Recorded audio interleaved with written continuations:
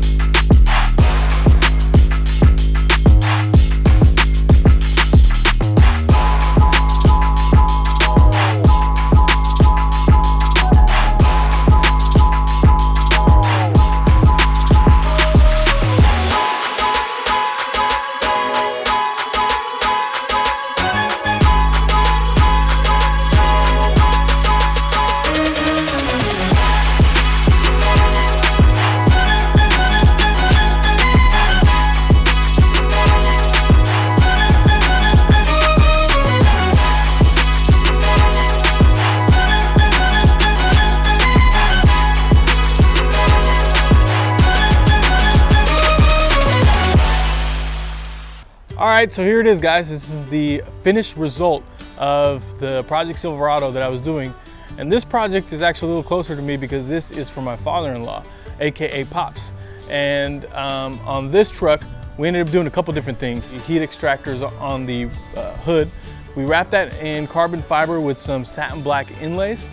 And then to separate the two-tone, we did a gloss burgundy pinstripe that wraps around the entire truck. And we chose a body line. It kind of fluctuated. Originally we had another body line, but we ended up going with this one a little bit lower, but it also looks a little bit better. So last thing we gotta do is wipe it down, clean it up.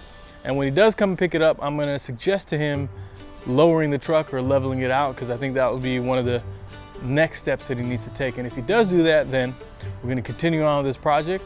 So subscribe, tag along, and we'll see where this goes.